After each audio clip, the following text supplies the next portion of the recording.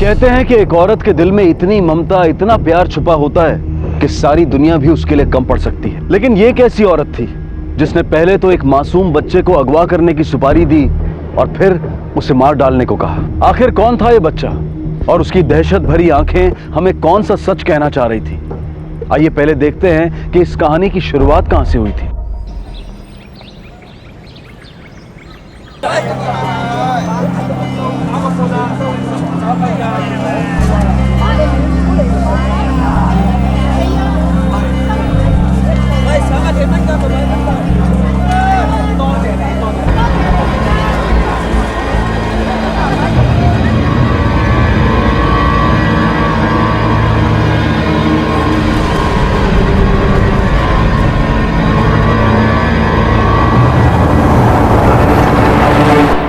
असलम हुसैन अफसा अहमद के साथ 5000 मेहर। आपके साथ निकाह कबूल है? जी कबूल है।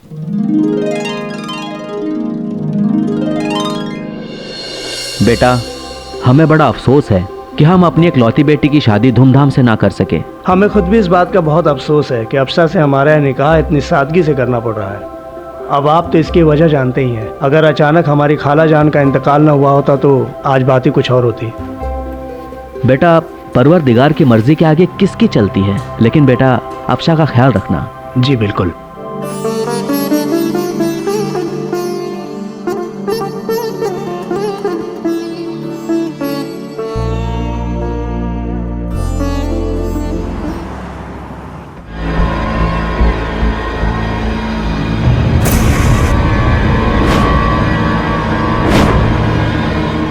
खुशामदीद। सुभान अल्लाह, नजर ना लगे इस जोड़े को। कब से हम राहें बिछाए आपके आने का इंतजार कर रहे थे।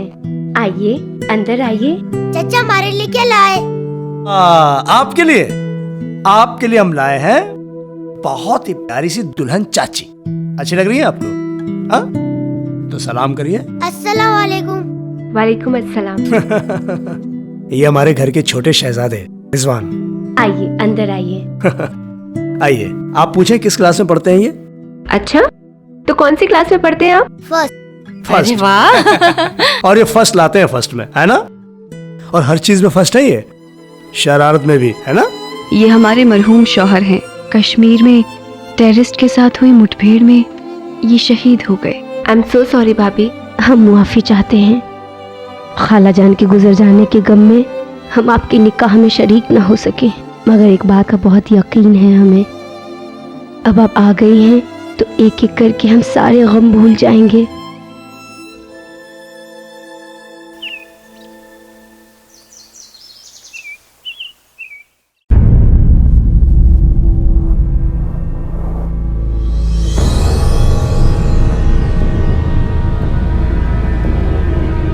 अरे आइए, वो आपके जहेज का सामान बिखरा पड़ा था ना, तो हमने सोचा सलीके से रखने में आपकी मदद कर दे। जी भाभी, लेकिन आप क्यों, हम कर लेते ना। बैठिए। कैसी बातें करती हैं आप? अरे हमारे घर की नई नवेली दुल्हन है आप, और आपके लिए हम इतना भी नहीं कर सकते। ये तो हमारा फर्ज है। वैसे भाभी, हमारी अम्मी ने हमारे लिए ये जहेज बहुत प्यार से संजोया है।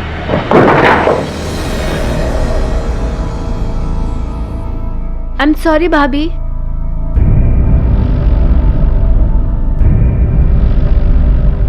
ये सब मेरी माँ ने मेरे जहेज के लिए बनाया।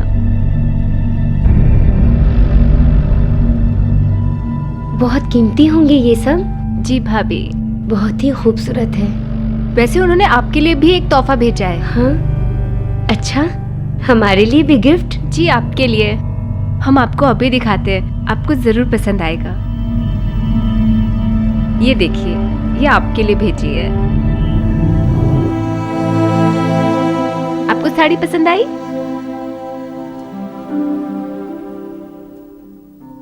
हाँ, ठीक ही है।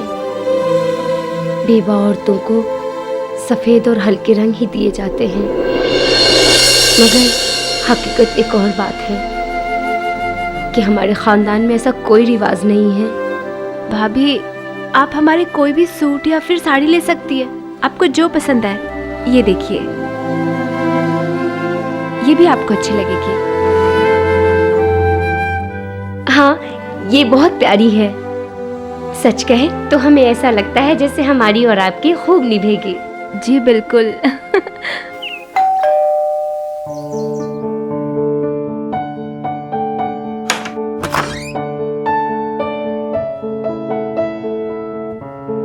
माशाल्लाह क्या लग रही हैं आप। अरे ऐसे क्यों शर्मा रही हैं आप? लाए बैग हमें दे असलम। लीजिए। भाई आजकल तो हमें इस बात का डर लगा रहता है कहीं आपको हमारी नजर न लग जाए। सच कह रहा हूँ। असलम हाँ? आप बैठे, हम आपके लिए चाय लाते हैं। बेशक।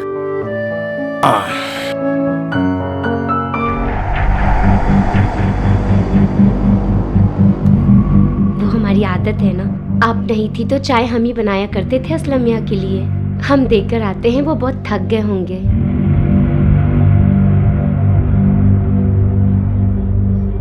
सलाम वालेकुम। अरे असलम वालेकुम मियाँ। अस्सलाम भाभी। क्या चाय। बात है, बहुत खूब। गर्मा गर्म चाय। हाँ, एक नई नवेली दुल्हन अपने पति के साथ ज्यादा से ज्यादा वक्त अकेले बिताना चाहती है और अफशा भी यही चाहती थी, और इसमें कुछ गलत भी नहीं है। लेकिन इस तरह बार बार सलमा का उन दोनों के बीच आना अफशा को थोड़ा खल रहा था। जो स्पेस और प्राइवेसी उसे अपने ससुराल में मिलनी चाहिए थी वो अफशा को नहीं मिल रही थी। पर इसकी वजह क्या थी और आखिर क्या चल रहा था अफशा के ससुराल में? असलम हम मजाक कर रहे थे, हम मजाक कर रहे थे। असलम असलम हम गिर जाएंगे।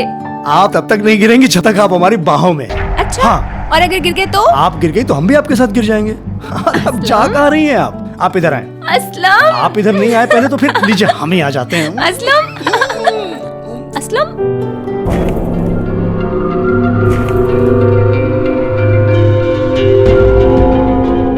असलम भाभी जान।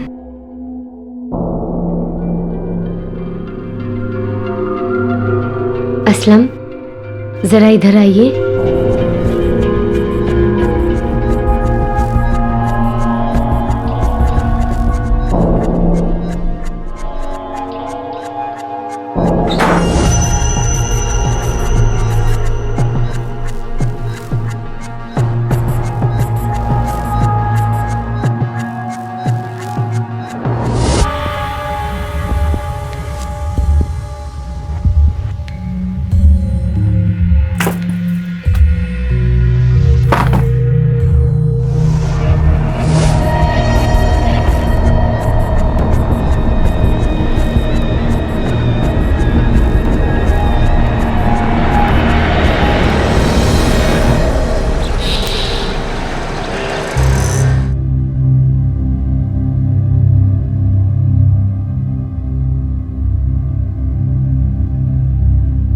सलमा भाभी ने यही नाश्ता करने के लिए।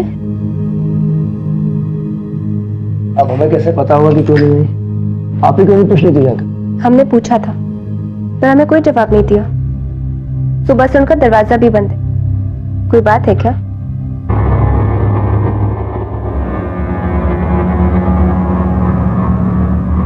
भाभी भाभी ये क्या ड्रामेबाजी कर रही हैं आप? आखिर आप चाहती क्या है? किस बात की बेसब्री है आपको? क्यों इतनी जल्दी मचा रखी है आप? अच्छा तो अब आप भी हमसे ऊंची आवाज में बात करने लगे। कोई खता नहीं आपकी, हमारी तो किस्मत ही ऐसी है। जो शख्स बार बार अपनी किस्मत को कोसता है ना, उसकी किस्मत भी उसका साथ नहीं देती, समझिए आप? असलम मियां, ये जुमलेबाजी किसी और को सुनाइएगा, हमें नहीं। आपसे तो बात करना ही फिजूल है। हमेशा तो आपका पारा साथ में आसमान पर नजर आता है। असलम मियां कहे असलम क्या हुआ? अफसा दरअसल बात यह है कि भाभी का मूड बिला वजह कभी कभी खराब होता है, इसलिए आप परेशान मत होइए, वो अपने आप ठीक हो जाए। हम ऑफिस के लिए लेट हो रहे हैं, स्विच ऑफ, ठीक है? एक मिनट असलम, हमें भी कुछ शॉपिंग करनी थी, हम आपके साथ मार्केट चले? ठीक है चलिए। सलमा भाभी कह रही थी कि उनके शौहर आर्मी में थे, शहीद हो गए। हाँ तो तो क्या वो सारी जिंदगी हमारे साथ में रहेंगी? सलमा भाभी हमारे बड़े भाई की बेवा है, एक बच्चा है उनका, वो हमारे साथ नहीं रहेंगी तो कहाँ रहेंगी? तो आप नाराज क्यों हो रहे हैं इस बात पे? अरे एक तो आप गुस्सा दिलाने वाली बात कर रही हैं, ऊपर से आप कह रही हैं हम नाराज क्यों हो रहे हैं। अरे ये बात सोची भी कैसे? एक बात कहें आपसे, हमें ऐसा लगता है कि उनको ना हमारी खुशियों से जलन होती है, वो जलती है हमसे। अरे जब भी हम आपके करीब आने की कोशिश करते हैं, किसी न किसी बहाने से वो हमारे बीच में आ जाती है। हमारी मानिए तो उनका दूसरा निकाह कर दीजिए। रिजवान या तो उनके साथ में रह लेगा, नहीं तो उसका हम दाखिला किसी बोर्डिंग स्कूल में करा देंगे। रिजवान कहीं नहीं जाएगा, समझ गई आप? सलमा भाभी और रिजवान हमारी बहुत बड़ी जिम्मेदारी हैं और हम अपनी जिम्मेदारी से मुंह नहीं मोड़ सकते। हाँ, आपको अगर उनके साथ रहने में कोई दिक्कत है, कोई परेशानी है, तो आप जा सकती हैं अपने मायके, जाकर आराम से रहिए। आप हो गई आपकी शॉपिंग? हो गई? अब हम ऑफिस जाएं और आप घर जाने की तकलीफ उठाएंगी? प्लीज।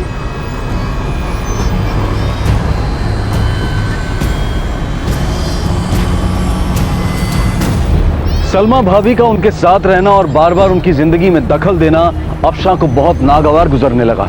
अफशा तो ये महसूस कर रही थी, लेकिन असलम को ये सब कुछ भी अटपटा नहीं लग रहा था। और जब अफशा ने इस बारे में खुलकर असलम से बात की तो असलम ने उसे ही झड़क दिया। रंजिशें और आपसी झगड़े बढ़ते गए और फिर हालात बद से बदतर हो गए।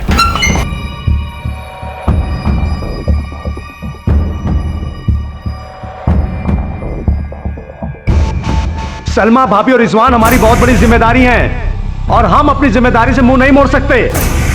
हाँ, आपको अगर उनके साथ रहने में कोई दिक्कत है, कोई परेशानी है, तो आप जा सकती हैं अपने मायके, जाकर आराम से रहिए। आप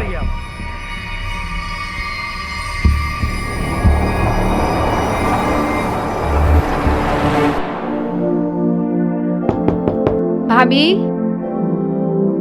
भाभी भाभी 1:45 बज गए, आप अभी तक रिजवान को लेने बस स्टॉप नहीं गई? आज हमारा जी कुछ ठीक नहीं लग रहा है और घड़ी पे नजर भी नहीं गई हमारी। ठीक है, आप आराम कीजिए, मैं जाके रिजवान को ले आती हूँ।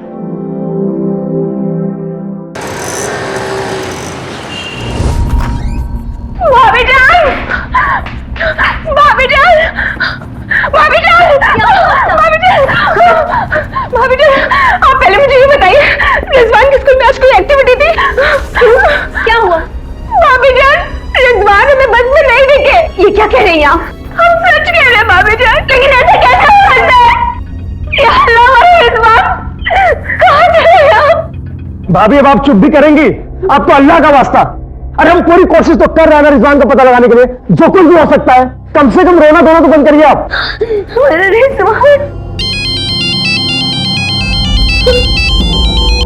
हेलो, असलम हुसैन। हाँ, असलम हुसैन बोल रहा हूँ। तुम्हारा रिजवान हमारी कैद में है। अपने बच्चे का मासूम चेहरा दोबारा देखना चाहते हो तो उसकी कीमत सिर्फ 15 लाख रुपए है। क्या क्या बेहुदा मजाक है ये? कौन बोल रहा है? सुना नहीं तूने? बच्चे की जान की कीमत सिर्फ 15 लाख। हेलो हेलो हेलो, अरे बोलेगा भी कोई? किसका फोन था? बताइए ना असलम मियां, किसका फोन था? अरे बताइए ना असलम मियां। भाभी संभालिए अपने आप को, इससे रोने धोने से कोई मसला हल नहीं होने वाला। पर हमने आपसे पूछा नहीं, बताइए किसका फोन था? अरे कहर पर पाए हम पर। रिजवान को किसी ने किडनैप कर लिया है और कीमत रखी है 15 लाख रुपए और मोहलत है 24 घंटे की। या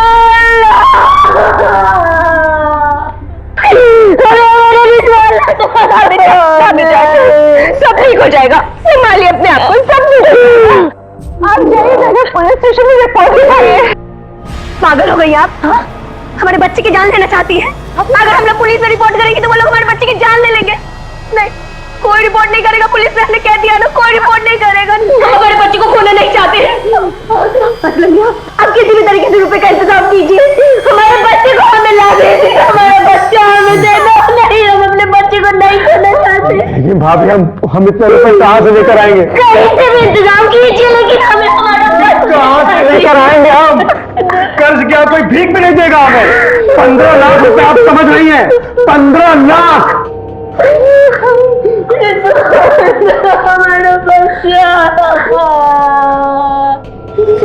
हमारा तो दिमाग ही हम सुन पड़ेगा, हमें कुछ समझ नहीं। हम अब्बू से बात करेंगे और वो हमारी मदद जरूर करेंगे।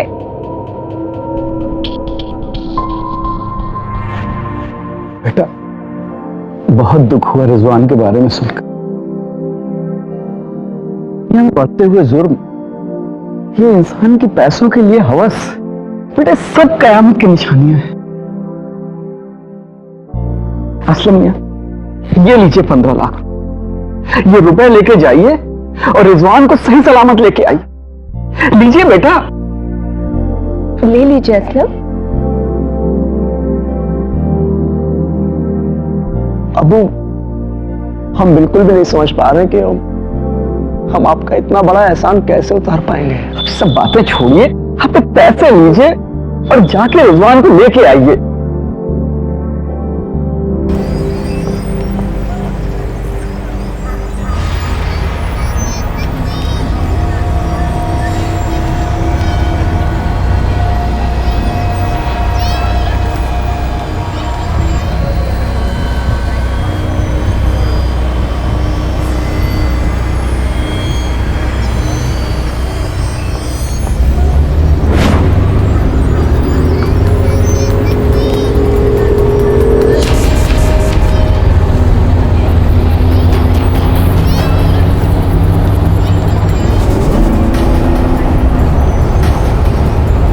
रिजवान,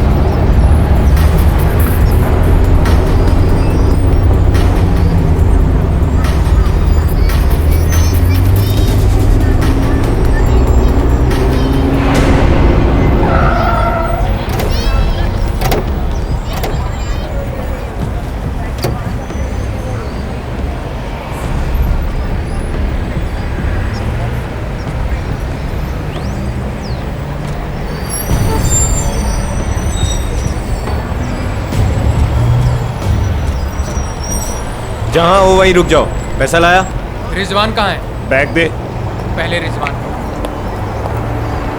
वो जितना बोलता है करना। रिजवान कहाँ है? आ! छोड़ छोड़, पैसे दे, पैसे दे, पैसे दे, चल चल चल चल चल चल, पैसे दे, चल।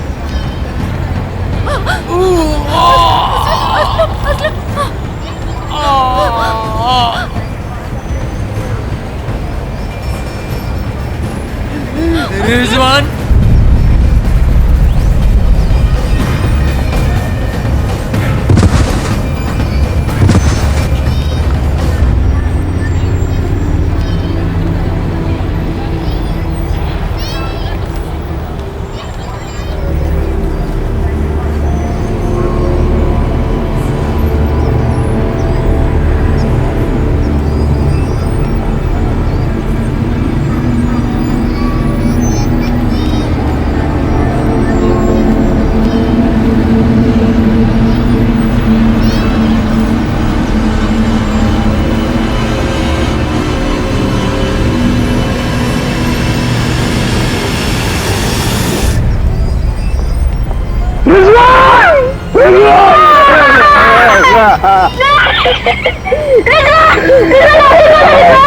या अल्लाह, मेरी बच्ची की क्या हालत कर दी।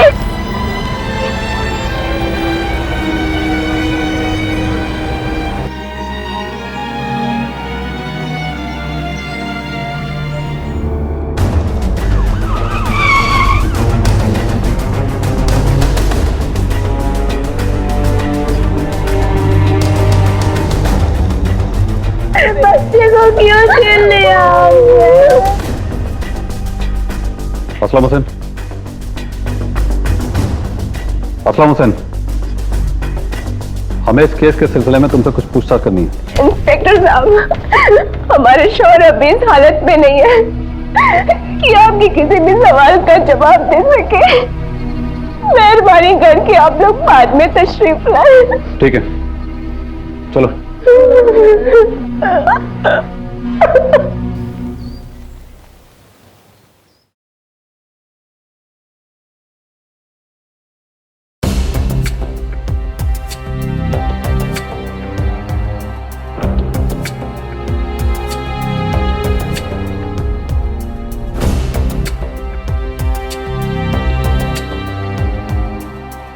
बड़ी अजीब बात है सर, बच्चे की मैयत के शोक में सिर्फ परिवार के लोग हैं, आस पड़ोस का कोई दिख नहीं रहा है। मैं भी तो यही सोच रहा हूँ।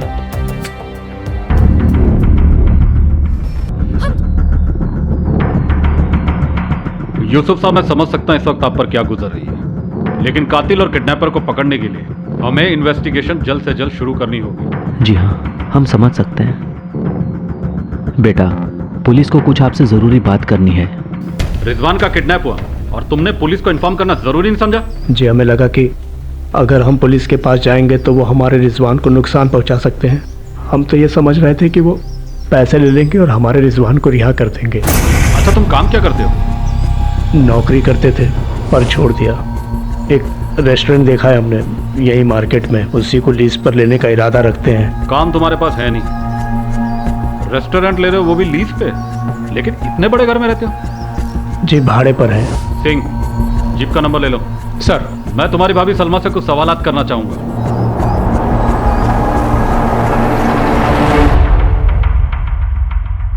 ये तस्वीर किसकी है? आप लोग के किसी रिश्तेदार की? ये हमारे शौहर हैं, मरहूम मोहम्मद हुसैन।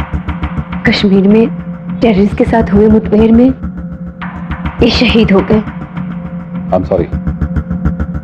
सलमा जी, मेरा मानना है कि कभी कभी जो हमें दिखाई देता है वो नजर का धोखा होता है। मुजरिम हमारी आंखों के सामने खड़ा होता है लेकिन हम उसे देखते हुए भी पहचान नहीं पाते। इसलिए मेरी आप लोगों से रिक्वेस्ट है कि ऐसी कोई भी बात जो आपको याद आए या आप कुछ बताना चाहें तो आप हमें तुरंत इन्फॉर्म कीजिएगा। जी। चलो। सिंह। Yes sir. मुझे ये महमूद हसन वाला मामला कुछ समझ में नहीं आ रहा। क्यों सर?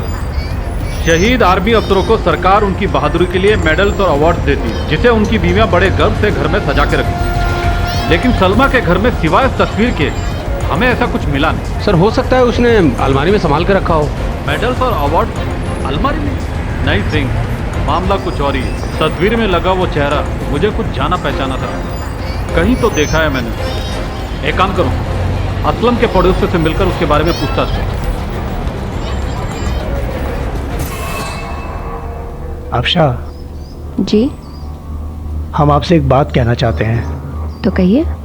हमने आपको नहीं बताया कि हमारी नौकरी चली गई है। ये कब हुआ असलम? आज के दिन पूरे 2 हफ्ते हो गए। पर आप तो पिछले 2 हफ्तों से रोज जॉब पे जाते हैं। हम जॉब पर नहीं जाते हैं। पास ही में मार्केट में एक रेस्टोरेंट है, उसी को लीज पर लेना चाहते हैं। उसी सौदे की दौड़ भाग में मशगूल थे। आपको कुल कितने पैसे चाहिए? तकरीबन 11 लाख के करीब। 11 लाख? असलम, हम सोच रहे थे कि हम अपनी ज्वेलरी बेच देते हैं, उससे जो पैसे मिलेंगे वो आप ले लीजिएगा। अफशा, कैसी बात कर रही हैं आप? हमने आपसे ये बात इसलिए बताई ताकि हमारे मन में कोई मलाल न रहे कि हम आपसे कुछ छुपा रहे हैं। हम इतने नहीं गिर सकते ना अफशा कि हम अपनी निगाहों में शर्मिंदगी महसूस करें।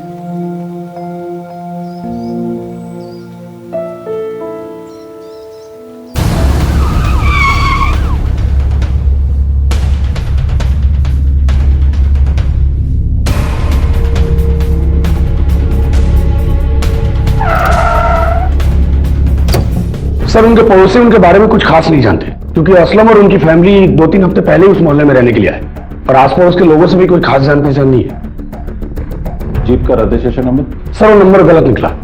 सर, हो सकता है उसने नंबर ठीक से देखा नहीं हो, या शायद सर ये भी हो सकता है कि उसने नंबर जानबूझकर गलत दिया। और वो फौजी अफसर महमूद हसन, उसके बारे में कुछ पता चला? सर, मैंने आर्मी हेडक्वार्टर को लिख दिया है, 1-2 दिन में शायद जवाब आ जाए।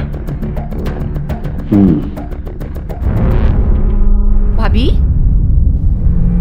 ये आप कैसे आलू छील रही हैं? आप तो ज्यादा से ज्यादा आलू बर्बाद कर रही हैं। तो अब आप सिखाएंगे हमें तौर तरीके, हाँ, कि घर कैसे चलाना है और कैसे नहीं? हम कह नहीं रहे हैं, आपको समझा रहे हैं। भाभी, पैसे पेड़ पे तोड़ते नहीं हैं, हमारे शौहर की गाड़ी कमाई के पैसे हैं। शौहर? जी, हमारे शौहर। एक बात मत भूलिएगा, इस घर पे आपसे ज्यादा हमारा हक है, हमारा। क्या हो रहा है? असलम, आप दोनों झगड़ क्यों रहे? असलम मियाँ, हम झगड़ नहीं रहे। आपकी बीबी हम पे धौंस जमा रही है। और सच तो ये है कि एक तो चोरी, ऊपर से सीना चोरी। चोरी? कौन सी चोरी?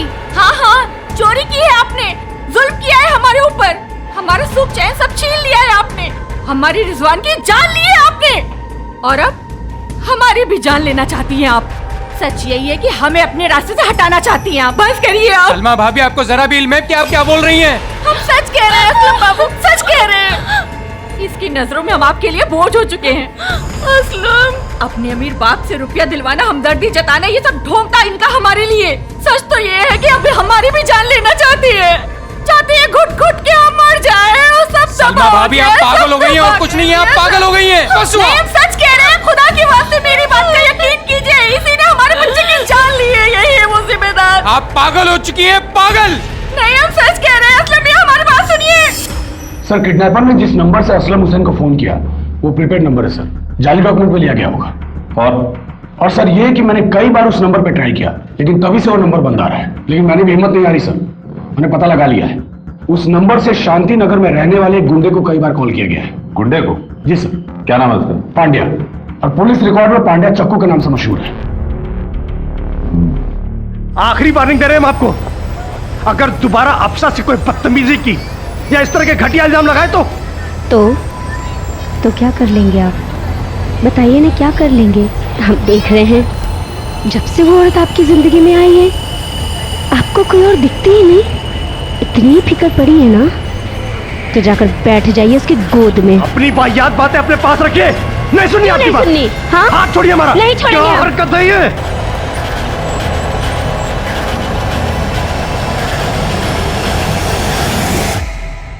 सर पांडे तो म्युनिसिपल हॉस्पिटल में। हॉस्पिटल में? यस सर, कल बीच सड़क पर एक ट्रक ने उसको ठोक दिया, बहुत क्रिटिकल हालत है उसकी।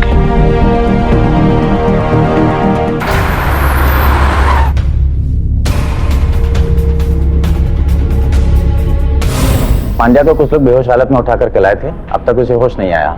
डॉक्टर, एक मासूम बच्चे के किडनैप और हत्या के सिलसिले में पांड्या से पूछताछ करनी, क्या आप बता सकते हैं उसे होश कब तक आ सकता है? अपनी तरफ से पूरी कोशिश कर रहा हूँ, 1-2 दिन में होश आ जाएगा।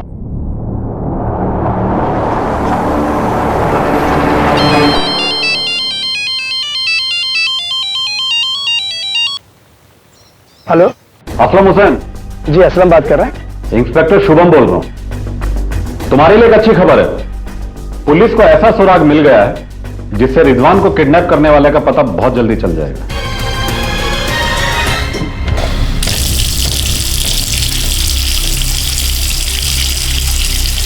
हमारे लिए भी चाय बना दीजिए। जी भाभी, नाराज हैं आप हमसे?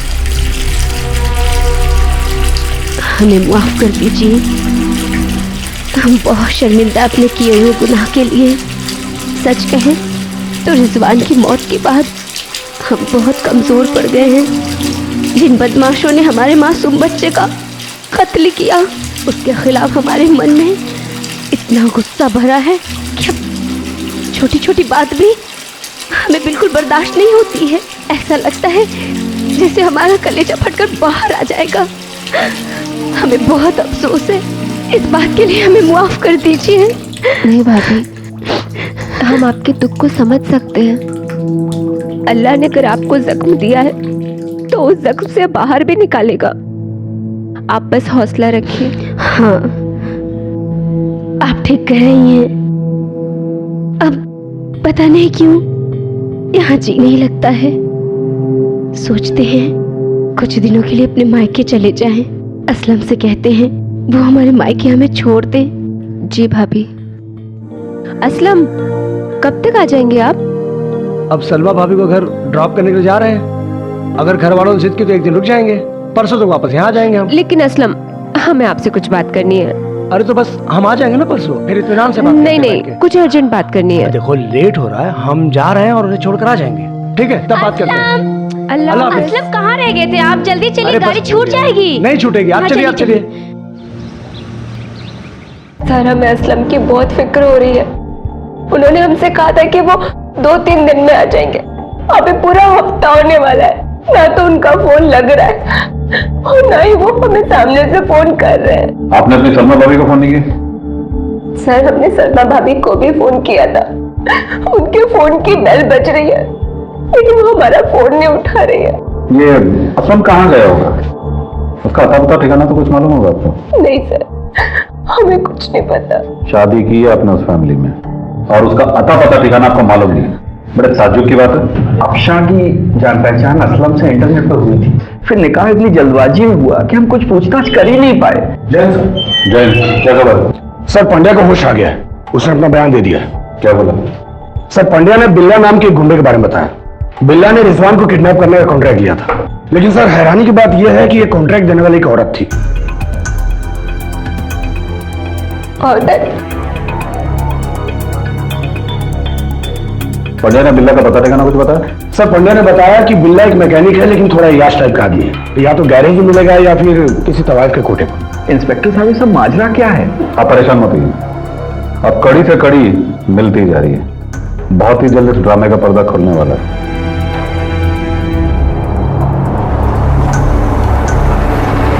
पुलिस तहकीकात कर रही थी, लेकिन उन्हें कोई ठोस सबूत नहीं मिल रहा था। दूसरी तरफ अफशा और असलम के घर में ड्रामेटिक घटनाएं हो रही, और इसी दौरान पुलिस के हाथ एक ऐसा सुराग लगा जिसे देखकर वो भी दंग रह गए। सर, आर्मी हेडक्वार्टर से लेटर आ गया, ये देखिए। सर, सलमा ने बताया था कि वो महमूद हसन की बेवा है, जबकि सर महमूद हसन की बेवा वो किसी भी हालत में नहीं हो सकती। क्यों? क्योंकि सर महमूद हसन कुंवारा था, एकदम बैचलर। और सर आगे पढ़ेंगे तो पता लगेगा कि महमूद हसन का ना तो कोई आगे था और ना ही पीछे। यतीम खाने में उसकी परवरिश हुई और डोनेशन के दम पर उसने अपनी पढ़ाई पूरी की। आखिर सच्चाई है क्या? तो घर में ऐसा क्या चल रहा है? ठीक, ये केस तो उलझते जा रहा है। मिला? सर, ये मसूद भाई है। असलम ने इनसे मकान किराए पे लिया था। असलम को जब आपने घर किराए पे दिया जी, तो आइडेंटिफिकेशन के लिए उसके डॉक्यूमेंट्स तो लिए होंगे? जी हाँ, जब वो यहाँ किराए पर आया था तो उसने आईडी प्रूफ के तौर पर अपनी ड्राइविंग लाइसेंस की एक जेरॉक्स कॉपी हमें दी थी। दिखाइए। ये तो उन्नाव से इशू है, डिटेल निकालो उसकी। सर ये असलम तो एक नंबर का चालबाज और बेरुपया निकला। इसका लाइसेंस भी फर्जी है। इसमें किसी और के लाइसेंस और डॉक्यूमेंट्स पर अपनी फोटो लगाई है। ये देखिए सर।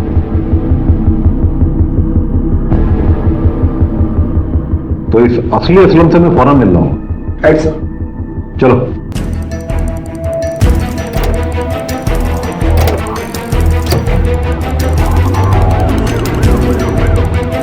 ये तस्वीर आपकी है? हाँ जी, मेरी है। इसको जानते हो? ये तो गुड्डू की तस्वीर है। अब क्या हरकत कर दी इसने? और क्या जानते हो उसके बारे में? सर, बहुत अच्छे से जानता हूँ इसे। गुड्डू उर्फ गफ्फार अली उन्नाव के पास एक छोटे से गांव में रहता था। बहुत बड़े बड़े सपने थे सर इसके, चोरी चकारी करके रुपए हासिल करना और अय्याशियों में उड़ा देना। लेकिन आप लोग क्यों पूछ रहे हो उसके बारे में? इस औरत को जानते हो? ये उसके साथ रहती थी। होगी सर कोई माशूका उसकी। अच्छा, ये गुड्डू और गफ्फार अली का एड्रेस जानते हो? जी हाँ। पुलिस की कोशिशों से राज खुलते जा रहे थे। असलम का रचाया हुआ खेल सामने आ रहा था। खून की लकीरें फैलती जा रही थी। कौन किसके साथ मिला हुआ था? क्या सब के सब पर्दाफाश हुए या इनमें से कोई छुपा रुस्तम भी था?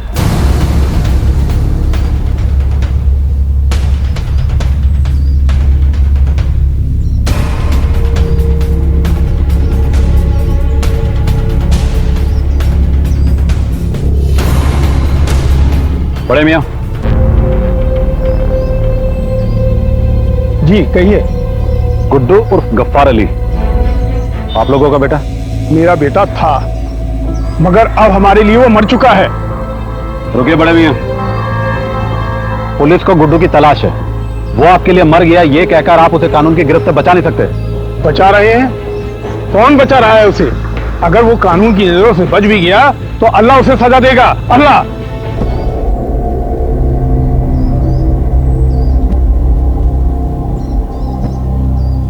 क्या आप बता सकती हैं गुड्डू कहाँ है? देखिए, हो सकता है आपके सच बताने से गुड्डू की जान बच जाए। देखिए, गुड्डू कहाँ है ये तो हम नहीं बता सकते, लेकिन हाँ, कल उसका फोन हमारे पास आया था। ये इस नंबर से।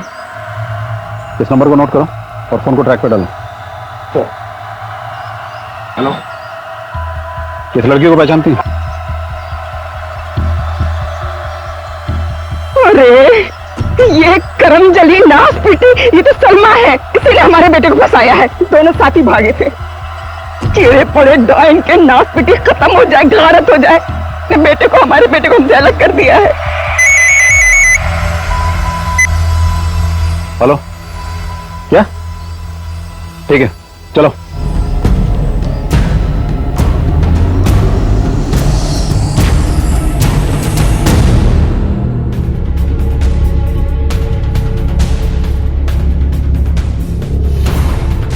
इतनी चालाकियां होशियारियां करने के बाद इसे मिला क्या?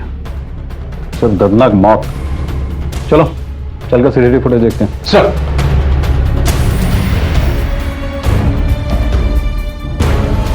ये आदमी आया था? हाँ सर, ये आदमी औरत के साथ आया था, एक दिन रुका और अगले दिन चला गया। अच्छा, का सीसीटीवी फुटेज चेक कर सकते हैं?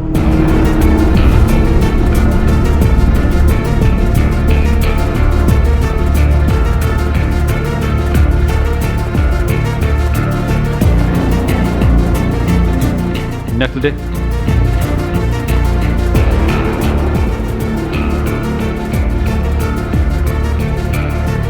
थैंक्स। सिंह, एक काम करो सर। गुड्डू की माँ का फोन लगातार चेक करते रहो। वो अपनी माँ से फोन पे बात करने की कोशिश जरूर करे। Yes sir. बॉडी को पोस्टमार्टम के लिए भिजवा दो। सर। हाँ सिंह बोलो। सर, अभी अभी गुड्डू की माँ की सेल पे गुड्डू का कॉल आया था। कॉल ट्रेस हुआ है सर। सर कॉल इटावा से है। गुड, मैं भी पहुंच रहा हूँ। सर।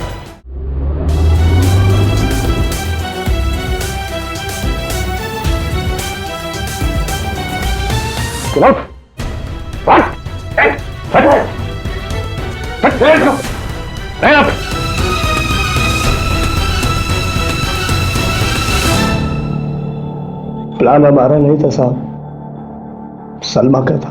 सलमा तेरी क्या लगती थी? बीवी थी हमारी वो। बेशुमार दौलत हासिल करके शान की जिंदगी जीना चाहती थी वो, पर हमारी कमाई उतनी नहीं थी। ऊपर से घर में एक बच्चा भी हो गया था। खर्चे हजार और कमाई कौड़ियों वाली। हम भी तंग आ गए थे इस जिंदगी से।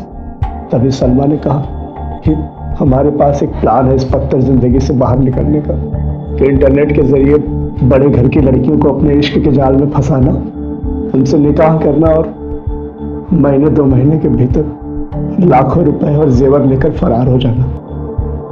आफशा हमारी पहली शिकार थी साहब। निकाह के 1-2 दिन के भीतर ही हमने ये प्लान बनाया कि हम अपने बेटे रिजवान का किडनैप करवाएंगे और अपनी बेबसी और लाचारगी का रोना रोकर अफशा के घर वालों से एक मोटी रकम हासिल करेंगे। पर आपने ख्वाब में भी नहीं सोचा था साहब कि सलमा दौलत के हवस में ऐसी फंसेगी कि वो अपने बेटे की भी जान ले लेगी। कहते थे रिजवान हमारे प्लान को खराब कर देते। साहब उस जेवर की चमक में इस तरह अंधी हो गई साहब कि उसको अपने बेटे का गाढ़ा खून भी नहीं दिखाई पड़ रहा था।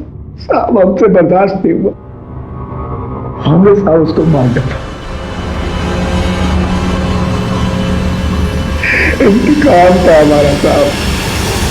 लालच बुरी बला है, लेकिन ज्यादा पैसा कमाना, पैसे की चाह रखना यह गलत नहीं है, पर उस चाह को पूरा करने के लिए जुर्म का रास्ता अपनाना वो गलत।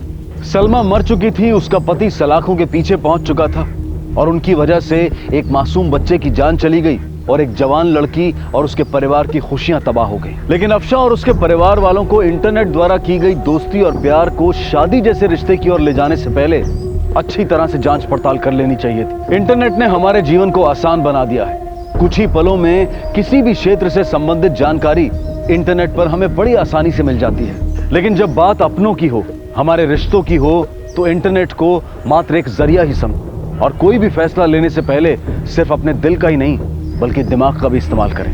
अब मैं अनूप सोनी आपसे विदा लेता हूं। फिर मुलाकात होगी अगले एपिसोड में और खुलासा करेंगे एक और जुर्म का। तब तक अपना और अपने परिवार का ख्याल रखें और देखते रहें क्राइम पेट्रोल डायल 100। सबक एक को सीख हम सबको। जय हिंद।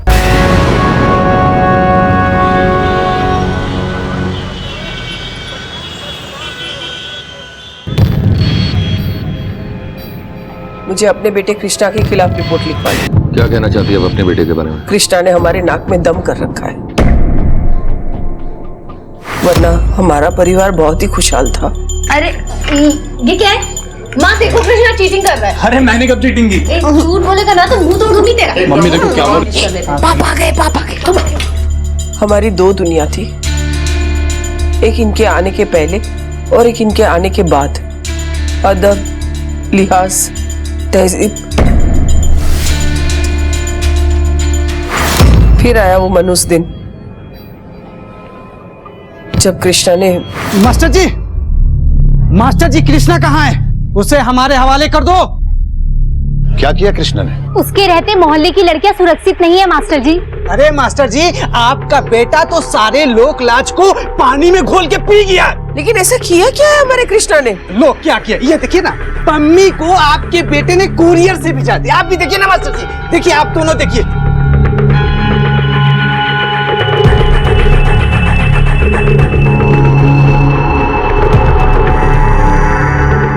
कृष्णा। जी पापा।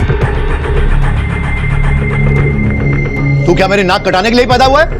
मैंने क्या किया पापा? तो ये लोग क्या कह रहे हैं? मुझे मालूम था ये झूठ बोलेगा, इसलिए मैं सबूत लेकर आया हूँ। ये देखिए, ये सबूत है, इससे पूछिए, ये बताएगा सच क्या है। ये कुरियर करने के लिए किसने दिया था? इसने। पापा ये झूठ बोल रहा है पापा। देख लिया मास्टर जी अपने बेटे की करतूत।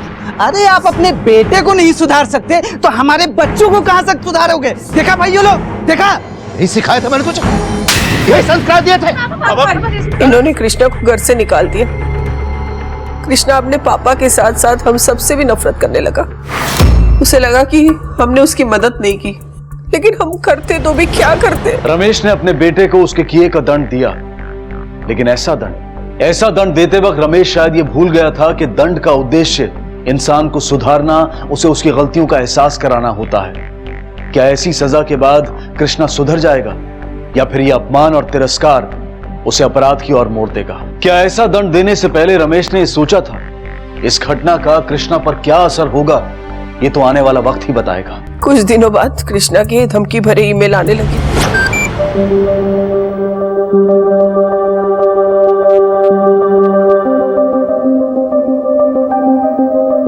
जैसे तुमने मुझे घर से निकाला था, वैसे ही मैं तुझे इस दुनिया से विदा कर दूंगा।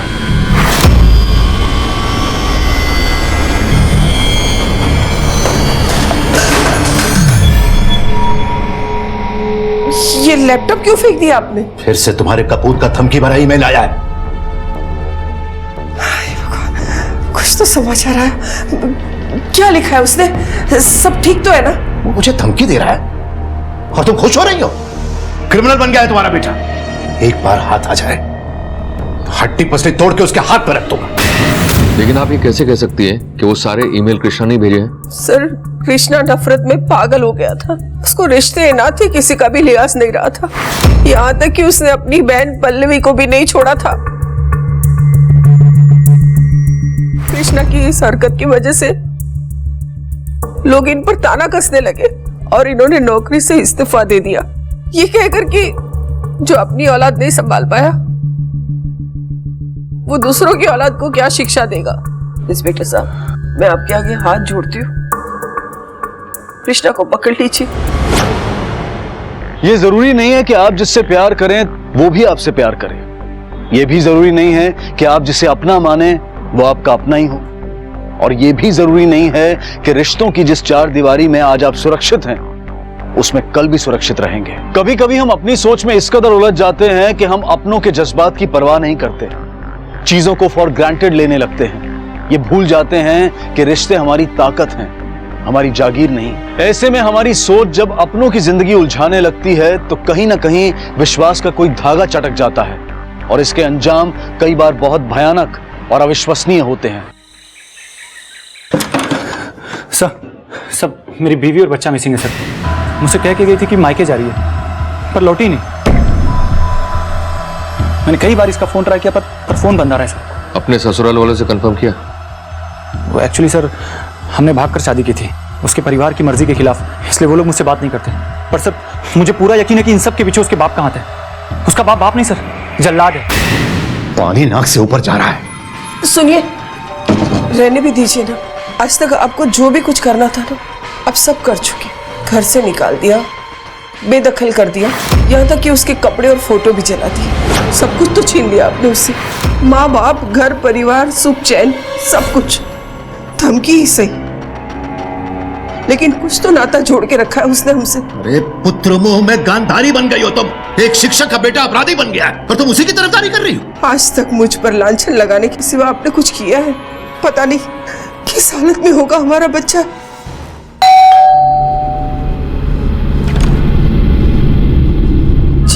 विनीता और हर्ष 2 दिन से गायब है। कहाँ है वो? हे भगवान, विनीता और हर्ष 2 दिन से गायब है। तो हम क्या कर सकते हैं? आप उसे ढूंढने यहाँ क्यों आए? जाकर ढूंढिए उसे 420 के घर पे, मार के गाड़ दिया होगा घर पे छोड़े। ऐसे वाहियात आदमी से रिश्ता बनाने का यही अंजाम होता है। देखिए, हम आपकी कोई मदद नहीं कर सकते। बस चलो अंदर, चलो अंदर। हमने आपके ससुराल में पूछताछ की, पर विनीता का वहां कुछ अता पता नहीं चला। ऐसा क्या हुआ है विनीता और उसके पापा के बीच कि उनके मन में विनीता के लिए इतनी नफरत पैदा हो गई? एक बार विनीता, तुम्हें यहाँ नहीं आना चाहिए था।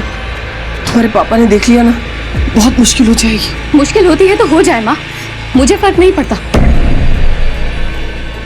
थक गई हूँ मैं ऐसे अलग थलग रह के। मैं मानती हूँ कि मेरी गलती है और इसका एहसास मुझे इसके जन्म के बाद हुआ है। मुझे माफ कर दो बेटा, मैं जाकर भी तुम्हारी मदद नहीं कर सकती। कि तुम्हारा नाती है ना, है ना? लो तुम्हें पकड़ो से और करो इसके साथ तुम्हें जो करना है। मैं जा रही हूँ। सुनो,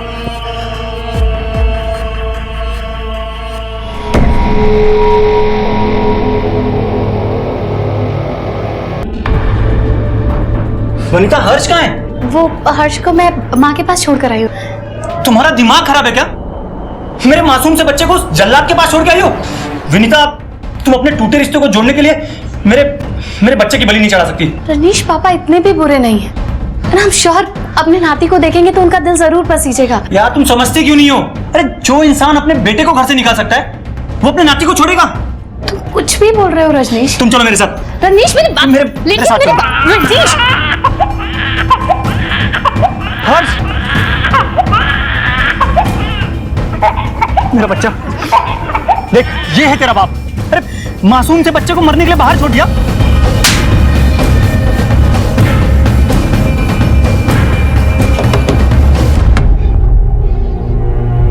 मेरे बच्चे को बाहर फेंकने की तेरी हिम्मत कैसे हुई?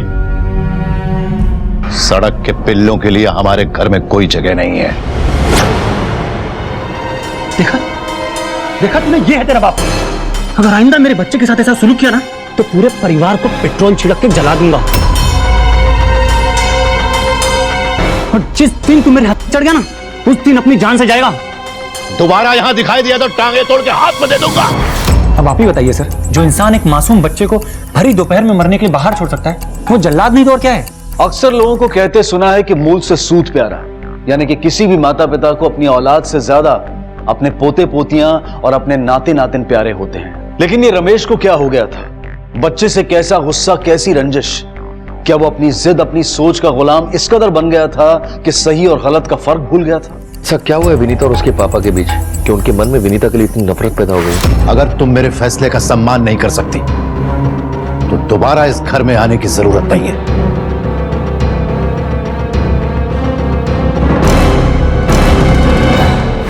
सर, विनीता के पिताजी एक नंबर के अहंकारी इंसान हैं। अपने परिवार के लोगों को वो इंसान कीड़े मकोड़ों की तरह ट्रीट करता है। अगर किसी की जान भी चली जाए ना तो उस इंसान को कोई फर्क नहीं पड़ता। विनीता मुझसे कह के गई थी कि मायके जा रही है पैचअप करने के लिए। कृष्णा,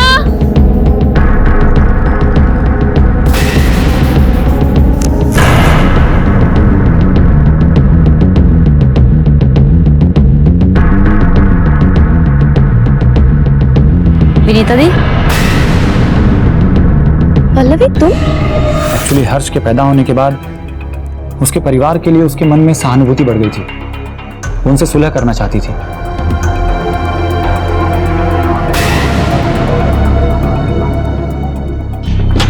सर, विनीता की call records last location Barabanki की थी, 2 दिन पहले की।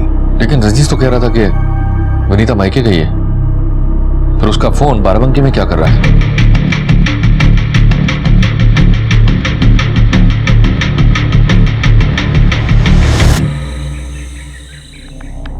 पता नहीं दीदी की प्रॉब्लम क्या है।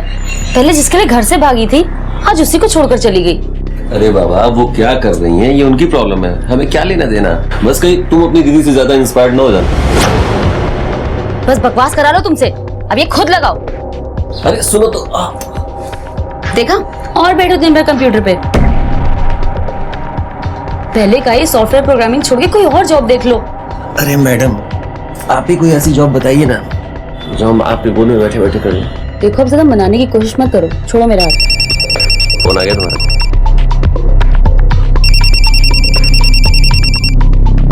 हेलो, क्या?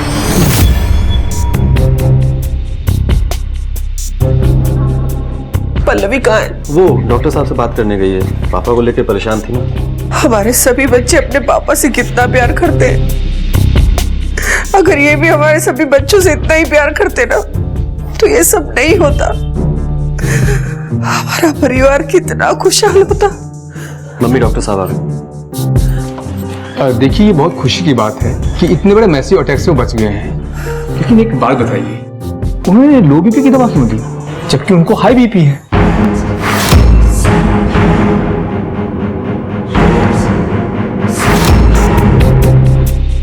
देखिए, अभी सब ठीक है, उन्हें 12 घंटे ऑब्जर्वेशन में रखना पड़ेगा। Thank you sir.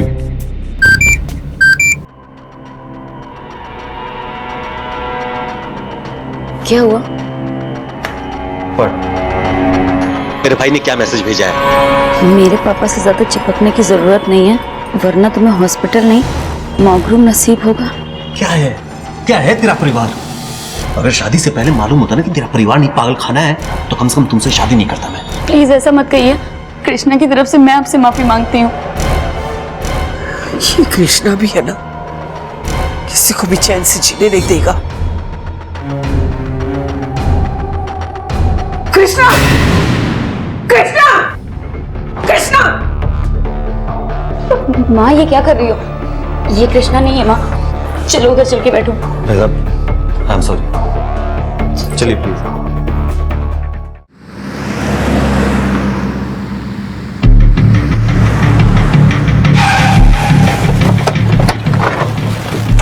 Sir, Vinita की लास्ट मोबाइल लोकेशन इसी होटल की थी। Borer sir. मैनेजर कौन है? हाँ सर, मैं हूँ। उनको जानते हैं? सर, ये तो यहीं पर है। कौन सा रूम है?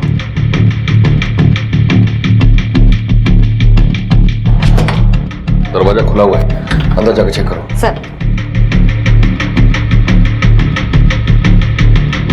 सर अंदर कोई नहीं।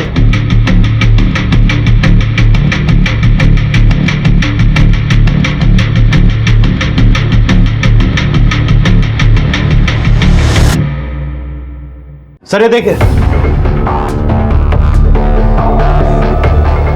होटल का सीसीटीवी फुटेज चेक करो। सर सीसीटीवी कैमरा तो बंद है सर। आपको पता नहीं है सिक्योरिटी के लिए कितना जरूरी है सीसीटीवी? चलो।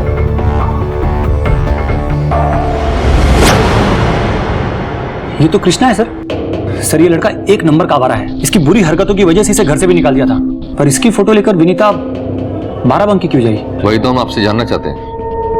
सर, वो मैं कैसे बता सकता हूँ? उसी के परिवार वालों से पूछिए ना। हो सकता है उसे इमोशनली ब्लैकमेल करना चाहते हो। कृष्णा के सारे ईमेल कलेक्ट करो और साइबर सेल से उसके आईपी एड्रेस ट्रेस करवाओ। सर। हेलो? हाँ, हम आते हैं।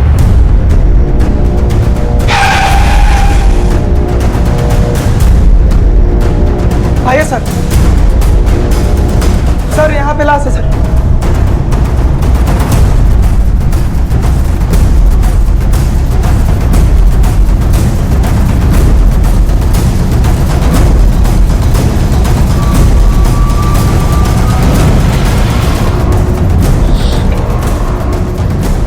सर, लगता है गलत दवा के मारा गया इस बच्चे को। ऑटोप्सी के लिए भेजो सर। इस बच्चे के साथ यहाँ किसी से आते देखा है? नहीं सर। इसकी माँ को?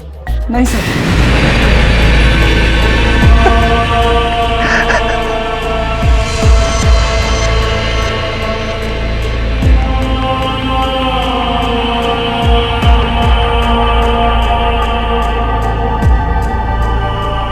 मेरे बेटे को मार दिया सर। आपको किसी पर शक है? शक? आप उन लोगों को जाकर पकड़िए जिनने मेरे बेटे का यह हाल किया है। आप अभी जाइए, बॉडी पोस्टमार्टम के बाद आप कलेक्ट कर सकते हैं।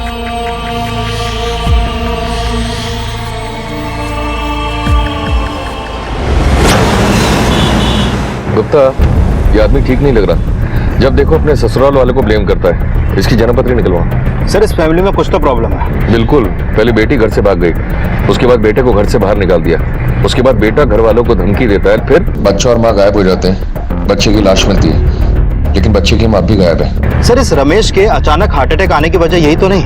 ऐसा हो सकता है कि शायद उसे अपने नाती के कत्ल का पता चल गया हो। और सर कहीं ये तो नहीं कि उसने ये कत्ल किया हो? हो सकता है।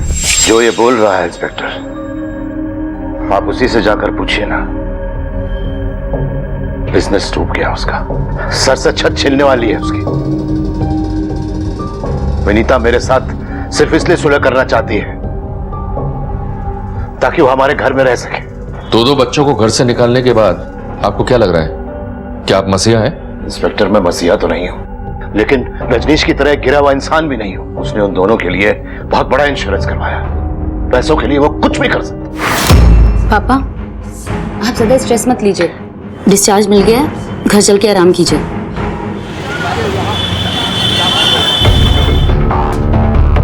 सर सारे मेल्स के आईपी एड्रेस ट्रेस हो चुके हैं। डिटेल से पता चला है कि ये सारे मेल्स एक ही मोबाइल से भेजे गए हैं विनीता के, और ये नंबर तभी ऑन होता है जब मेल भेजे जाते हैं। और सर इस मोबाइल की लास्ट लोकेशन उसी हॉस्पिटल की थी जहां पर रमेश एडमिट था, और आखिरी मेल वहीं से भेजा गया। Okay, interesting. और यही नहीं सर, बाराबंकी के होटल में भी ये नंबर एक्टिव था, और इस नंबर से होटल के लैंडलाइन पर भी एक कॉल हुआ था। इसका मतलब है कि विनीता या तो फिर कृष्णा की ईमेल से मेल कर रही है, या फिर कृष्णा विनीता के नाम से सिम लेकर ये काम कर रहा है। सर अगर ये कृष्णा ही है तो विनीता उसी से मिलने गई होगी। उसने हर्ष को मारकर विनीता को गायब कर दिया होगा। हो सकता है। फोन को ट्रेस पर लगाओ और सारे पुलिस स्टेशन को इन्फॉर्म कर दो। सर एक बात और, रजनीश की डिटेल्स आ गई। मुझे यहाँ क्यों बुलाया? तेरे बारे में काफी कुछ पता लगा है हमें।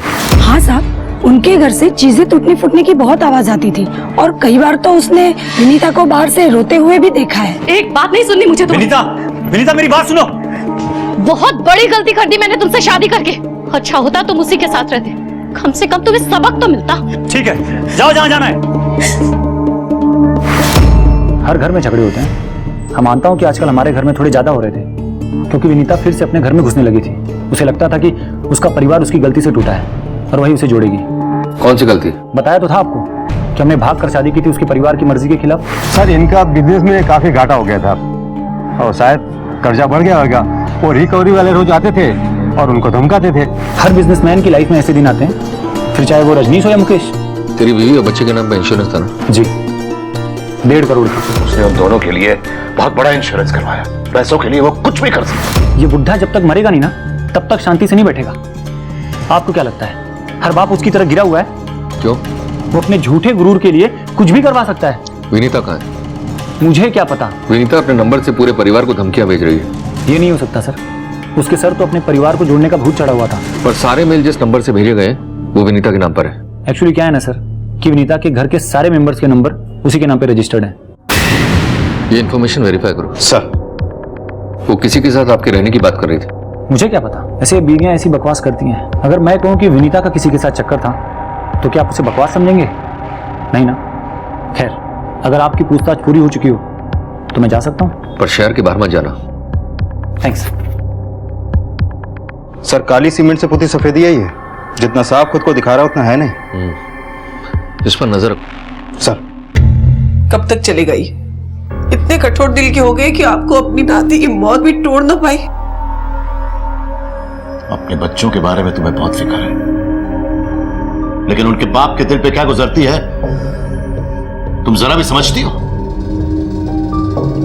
जब बच्चे अपने बाप के सपने को चूर चूर कर देते हैं तो उस बाप को क्या लगता है, उसे क्या एहसास होता है? इसके बारे में कभी सोचा है तुमने? तुम क्या समझोगे? कृष्णा के चेहरे की कालिक को सबने देखा, वो सबको दिखाई पड़ी, लेकिन उसके बाप के कितने घाव हुए हैं ये किसी ने नहीं देखा। मैं सर उठाकर चल नहीं सकता हूं बाहर। कभी 9 महीने बच्चे को अपने घर में रखा होता ना, तब पता चलता कि बच्चे से बिछड़ने का गम क्या होता है। औरत सारी जिंदगी बच्चे और पति के ही नखरे उठाने में लगा देती है, और पति अपने अहंकार, अनुशासन और झूठी प्रतिष्ठा के लिए सब कुछ मिट्टी में मिला देता है। इस वक्त हमारा नाती हमारे गोद में होना चाहिए था, उसके इसलिए उसे दफना दिया गया है। और कितना अहंकार रमेश, आज न मेरा बेटा है, न नाती है, न मेरी बेटी है, कोई नहीं है। दरवाजा खोल, खोल, खोल। क्यों बे बुड्ढे, बहुत चर्बी चढ़ी है तुझे, मुझ पर इल्जाम लगाता है, मुझ पर। अरे किस नस्ल का बना हुआ है तू? इतनी बार दुत्कारने के बाद भी दरवाजे पर चढ़ आता है। बता, बता मेरी बीवी को कहां छुपाया है? बोल मेरे बच्चे को क्यों मारा? तेरा टेटुआ दबा दूंगा। अरे रजनी से मैं कह रहा, छोड़ो उसे। सर, जहां से अर्श की बॉडी मिली थी उस होटल से 1 किलोमीटर की दूरी पर एक दूल्हा दुल्हन की लाश मिली है।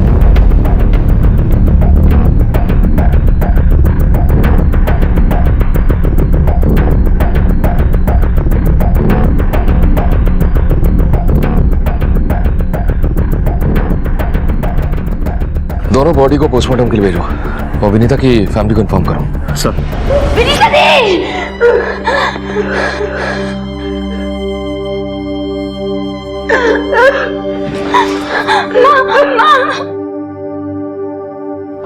इन दोनों की बॉडी हमें दूल्हा दुल्हन की शादी के जोड़े में मिली है।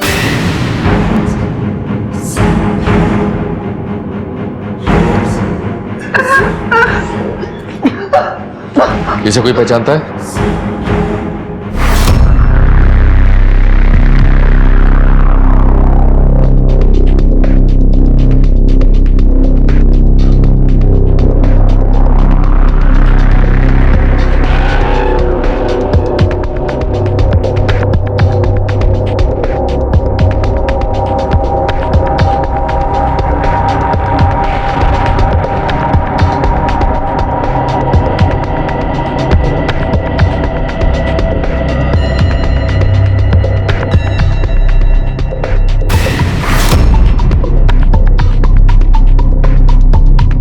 अरे ये कहाँ ले आई तुम? चलो किसी अच्छे होटल में चलते हैं। अरे आप आइए तो सही, इन नजारों का मजा कुछ और ही है।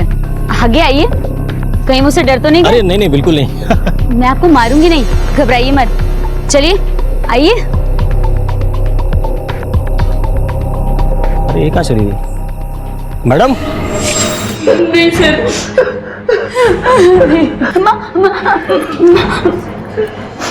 पुलिस के सामने एक बहुत ही हैरान कर देने वाला सवाल था कि शादी के जोड़े में विनीता क्या कर रही थी। क्या वो उस आदमी के साथ दूसरी शादी करने वाली थी? क्या किसी ने उसे मारकर शादी के कपड़े पहनाए? और अगर ऐसा था तो क्यों? मकसद क्या है? कातिल कौन है? और ये दूसरा आदमी कौन है? अग्निहोत्री परिवार के रिश्तों की उलझने अब पुलिस को भी उलझाने लगी थी। सर, पोस्टमार्टम रिपोर्ट के मुताबिक विनीता की डेथ उस दूल्हे से पहले हुई थी। और वो दोनों शादी के जोड़े में थे। सर, मैंने आसपास के मंदिरों में पूछताछ की, लेकिन वहां के पंडितों को इनके बारे में कुछ भी नहीं मालूम। कहीं ऐसा तो नहीं कि रजनीश को पता चल गया और उसने इन दोनों को? सर, विनीता ऐसी लड़की नहीं थी, और मैं उसे क्यों मारूंगा? मेरी तो खुद की पूरी लाइफ बर्बाद हो गई। बर्बाद? क्या बात कर रहा है? तेरी तो लाइफ उनके बीमे के पैसे से सुधरने वाली है। यहाँ मेरे बीवी और बच्चे की मौत हुई है और आपको बकवास सूझ रही है? बकवास मैं नहीं कर रहा, बकवास तुम कर रहे हो। बिठा के रखे उसको जब तक सच नहीं बताता। मुझे समझ में नहीं आ रहा है कि आखिर ये हो क्या रहा है। पता नहीं दीदी के साथ ये सब क्या हो गया। अब बंद करो ये सब। सुन सुनकर मेरा दिमाग खराब हो गया। और तुम भी ध्यान से सुन लो, रोया अपनों के लिए जाता है, गैरों के लिए नहीं। अभी तक तुम्हारा गुरूर चूर नहीं हुआ। बेटा बेटी नाते सबको खो चुके हैं आप। अब और कितना खोना चाहते हैं आप?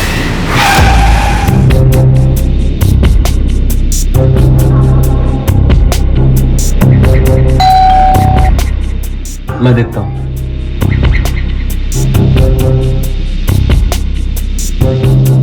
विनीता के साथ जिस आदमी की बॉडी मिली है उसकी मिसिंग कंप्लेंट मिली है लखनऊ में। उसका नाम है राजेंद्र चौहान। क्या आप में से कोई उसे जानता है? राजेंद्र चौहान? नहीं सर, हमें उसके बारे में कुछ भी पता नहीं। राजेंद्र चौहान की बीवी और उसके घर वाले भी विनीता और आप में से किसी को नहीं पहचानते। अच्छा एक बात बताओ, कृष्णा और विनीता के कैसे संबंध थे? दीदी और कृष्णा के बीच पहले सब अच्छा था, बाद में सब खराब हो गया। क्या आप लोगों को लगता है कि कृष्णा ने ये सब किया है? पल्लवी, क्या कभी कुछ ऐसा हुआ है जिसकी वजह से कृष्णा विनीता के साथ ऐसा कुछ कर सकता है। सॉरी मैम, मैं चाह के भी कुछ नहीं कर सकती और रजनीश इसके लिए कभी तैयार नहीं होंगे। वैसे भी इसने पापा के बहकावे में आकर कम इंसल्ट नहीं की उनकी, तो कभी नहीं मानेंगे माँ। बेटा कुछ हो सकता है तो मैं चाह कर भी कुछ नहीं कर पाऊंगी। दीदी कम से कम अपने परिवार के लिए कुछ तो करो। वाह, ये तू कह रही है मुझे? तब क्या हुआ था जब पापा मेरे अगेंस्ट थे? तुम सब अपने फायदे के लिए उनसे चिपके हुए थे। आपने पापा को धोखा दिया है, कैसे आज मुझे दे रही है। आपकी वजह से ही हमारा परिवार इतना टूट गया है। तू भी कोई दूध का दूल्हा नहीं है, समझा? तुम लोगों के यहाँ आने की हिम्मत कैसे हुई? निकलो, अभी कभी निकलो सबके। बेटा मेरी बात तो सुन। आप लोगों से कुछ लेना देना नहीं मेरा। जाइए जाकर उस बुड्ढे के तलवे चाटिए। तमीज से बात कर। अरे सपोले, मार मार के हड्डियों का चूरमा बना दूंगा। चल निकल यहाँ से, चल दफाओ। चलिए चलिए, जाइए आप लोग भी, चलिए निकलो मेरे घर से, चलो फटाफट। तेरी तो हमने उसे मामा के घर भेज दिया था ताकि उसकी पढ़ाई खराब ना हो, लेकिन वो वहां भी नहीं है। अभी हम लोग चलते हैं, जरूरत पड़ेगी तो बुलाएंगे। गुप्ता, ये केस कुछ ज्यादा ही उलझा हुआ है। कहीं ऐसा तो नहीं कि कृष्णा का किया धरा हो, पहले विनीता को मारा हो, उसके बाद पैसे की जरूरत पड़ी हो तो उसने उस आदमी को मारकर लूट लिया हो, और उसके बाद हमें कंफ्यूज करने के लिए उन्हें दूल्हा दुल्हन बना दिया हो। और सर अगर उससे अकेले नहीं हुआ होगा तो उसने जरूर किसी की मदद ली होगी। पर सर ये रजनीश का क्या करना है? अभी तक उसने कुछ भी कन्फेस नहीं किया है और उसके खिलाफ हमारे पास कोई सबूत भी नहीं है। ठीक है, एक काम करो, उसे छोड़ दो, लेकिन उस पर नजर रखो। सर, विनीता की एक बेस्ट फ्रेंड है नीलम, जिसने विनीता को घर से भागने में मदद की थी। हमने उसे यहाँ पर बुला लिया, शायद कुछ पता चल सके। इसे पहचानती हो? नहीं सर, मैं शादी के बाद से गोरखपुर में ही रह रही हूँ, बस अभी 2 दिन पहले आई हूँ। हाँ सर, विनीता से अब मेरी ज्यादा बात नहीं होती है। हाँ, कुछ महीनों पहले उसका कॉल आया था, वो अपने पति के लिए बिजनेस इन्वेस्टर ढूंढ रही थी। अच्छा, ये रजनीश कैसा आदमी है? सर, एक नंबर का अपॉर्चुनिस्ट, सिर्फ पैसों का मतलब ही। पता नहीं विनीता को उसमें ऐसा क्या दिखा जो उसके प्यार में पागल थी। विनीता के घर वाले आपको पसंद नहीं करते, क्यों? सर, विनीता और मैं हॉस्टल में रूममेट्स थे। सर, विनीता और रजनीश ने भाग कर के शादी की। विनीता, अगर तुम मेरे फैसले का सम्मान नहीं कर सकती तो दोबारा इस घर में आने की जरूरत नहीं है। सर, उनके जाने के बाद भी नाटक खत्म नहीं हुआ। कौशल बहुत रोया क्योंकि वो भी विनीता से शादी के सपने देख रहा था, और सर उनके घर पे आना जाना भी था उसका। ठीक है, आप जा सकती हैं। Thank you sir. कौशल, एक और अहम औरत। सर, चलो कौशल की कुंडली निकालते हैं।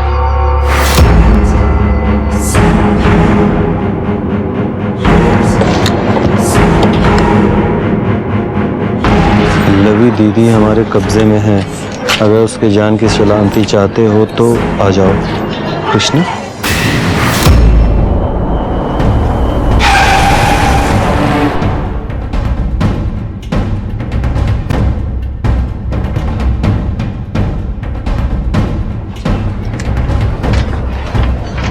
सर लगता कोई नहीं है। एक काम करो, दोनों को फोन लगाओ। सर,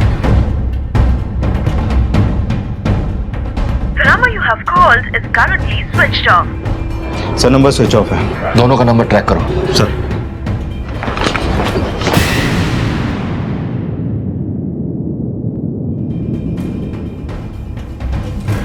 पल्लवी का है? वो आने तो वाली थी, इनको लेकर डॉक्टर के पास जाना था उसे। उसके घर का ताला बंद है। हेलो सर, उनकी लास्ट ट्रैक हो गई है और कृष्णा का फोन भी वहाँ एक्टिव है। गुड जॉब, पता करो नंबर रिचार्ज कहाँ से हुआ है और ट्रैक करो। पल्लवी, पल्लवी, पल्लवी। कौशल, मैं यहाँ। क्या बोल रहे हो? आसपास पूरा छान मारो।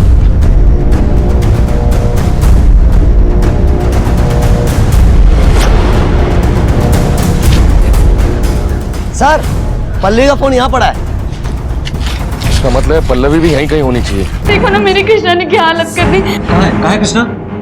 कृष्णा! सर, पल्लवी कहीं नहीं मिली।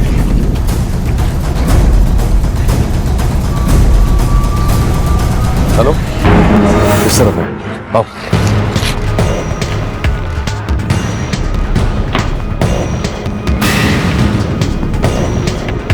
चेक करो ये जिंदा क्या। जी सर। देखो इसको। सर ये जिंदा है सर। सर ये तो मर गया। इसको हॉस्पिटल लेकर चलो। जी सर। और ये बॉडी को पोस्टमार्टम के लिए भेजो। सर, एक के बाद एक अग्निहोत्री परिवार के सदस्यों की लाशें बिछ रही थी। पल्लवी पर भी वार हुआ। पुलिस को लग रहा था कि शायद ये खेल कौशल खेल रहा हो। इंस्पेक्टर, घाव का नेचर और इंप्रेशन देखने के बाद ऐसा लगता है कि किसी ने उसे फोर्स से नहीं मारा है। पुलिस के लिए सबसे पहला चैलेंज ये था कि कातिल को खोज निकाले। कोई भी मुजरिम चाहे वो कितना भी चालाक क्यों ना हो, इस गलतफहमी में जीता है कि कानून की गिरफ्त से बच जाएगा। पुलिस की आंखों में धूल झोंक कर पल्लवी को भी लगने लगा था कि वो इस जुर्म से बच जाएगी, लेकिन कानून की पकड़ से ना तो कोई मुजरिम बच पाया है और ना ही बच सकता है।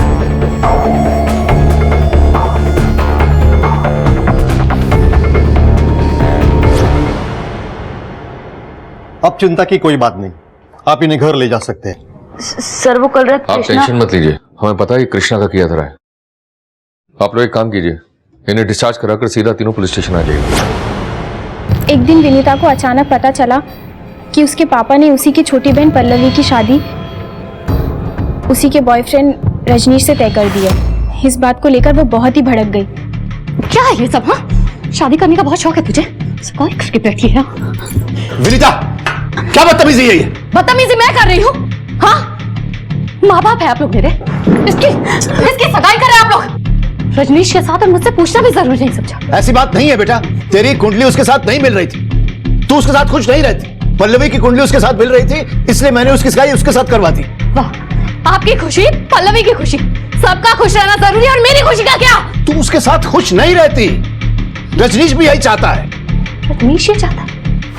विनीता फिर और भड़क गई और उसने रजनीश को कॉल किया और तुरंत घर आने को बोला। विनीता, इन सबका तो समझती हूँ मैं, तुम क्यों धोखा दे रहे हो मुझे? जब तुम्हें मेरी बहन पसंद थी तो मुझसे शादी करने के लिए हाँ क्यों कहा तुमने? विनीता, मैंने कुछ नहीं किया, तुम्हारे पापा ही मेरे पीछे पड़े हुए हैं। चलो मान लिया, तुम्हारी कोई गलती नहीं है। आप तय करो, तुम्हें मुझसे शादी करनी है या मेरी बहन से? बोलते क्यों नहीं? चुप क्यों हो तुम? बिल्कुल तुम्हारे साथ शादी करना चाहता हूं मैं। और सर फिर रजनीश को उसके आगे झुकना पड़ा। सोच लिया, तुम्हारे साथ।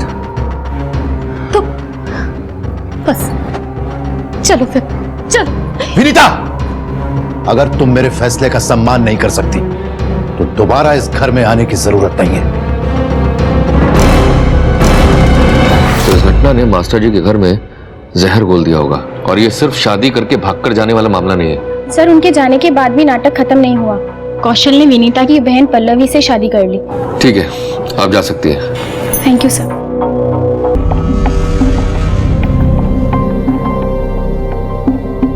रमेश जी, आपका बेटा कृष्णा गायब है, पर आपके चेहरे पर बिल्कुल भी शिकन नहीं। आपका नाती, दोनों की डेड बॉडी मिली, फिर भी कोई असर नहीं आपके ऊपर। कहीं ऐसा तो नहीं है कि इन सब के पीछे आपका हाथ हो? या फिर कृष्णा भी हो सकता है, या फिर कृष्णा को गायब करने में या मरवाने में आपका हाथ हो।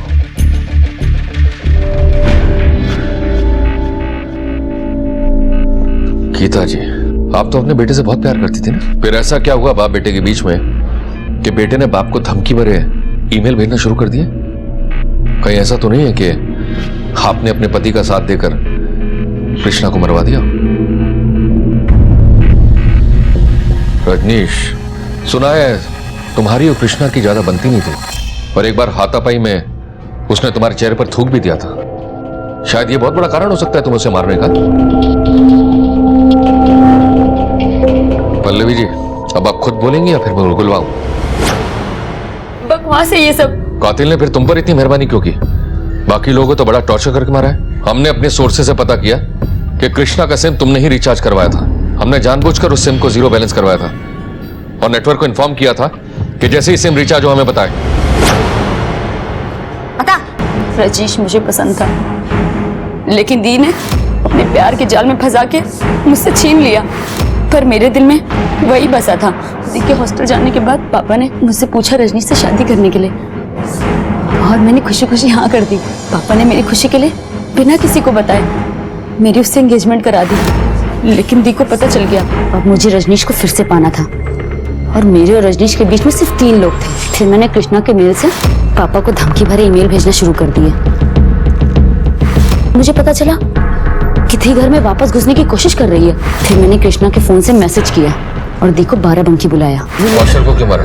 पापा को पता था कि वो कौशल भी दी से प्यार करता है, लेकिन फिर भी मेरी शादी उस कौशल से करा दी। मुझे लगा कि वो मुझसे सच्चा प्यार करता है, मैं एडजस्ट कर लूंगी। पर एक दिन एक बात कहूँ, तुम बिल्कुल विनीता जैसी लगती है। खड़े ऐसे हाथ मत लगाओ मुझे। विनीता दीदी की जगह मुझे सोच लिया तुमने। तुम आज भी उन्हें चाहते हो ना? मुझे सब पता है। जिसम मेरा यूज कर रहा था और नाम विनीता का ले रहा था, इन सबका जिम्मेदार वो कृष्णा था। हेलो विनीता दी, पापा ने ना रजनीश भैया की शादी पल्लवी दी से तय कर दी है।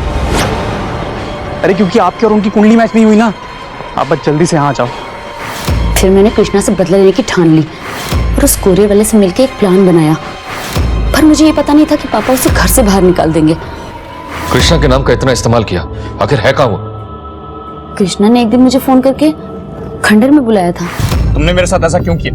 उस कोरियर वाले ने मुझे सब बता दिया है। जैसा तुमने मेरे साथ किया वैसा मैंने भी किया। अगर तू विनीता दी को नहीं बुलाता तो आज रजनीश मेरा होता। छी, कितनी सेल्फिश है आप। आज आपकी वजह से मैं और विनीता दी घर से दूर हैं। और वो मेल आपने भेजे थे ना मेरी आईडी से पापा को। मैं सबको सच बता दूंगा। तो कुछ नहीं बताएगा किसी को। देखो बस अब मैं क्या करता है। अब रजनीश मेरा हो जाएगा, मैं यहाँ से बाहर निकलूंगी और उससे शादी कर लूंगी।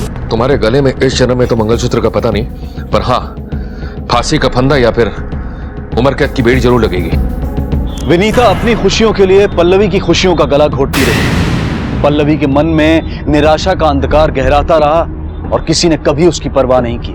उसने अपने आप को समेटकर फिर से जीने की कोशिश भी की, लेकिन कौशल के एक शब्द ने उसका अस्तित्व मिटा दिया, उसके सम्मान को रौंद डाला और नतीजा एक परिवार मिट गया। क्या अब भी रमेश अपनी प्रतिष्ठा की दुहाई दे पाएगा? आखिर कौन है इसका जिम्मेदार? पल्लवी शुरू से तो ऐसी नहीं थी, उसे ऐसा किसने बनाया?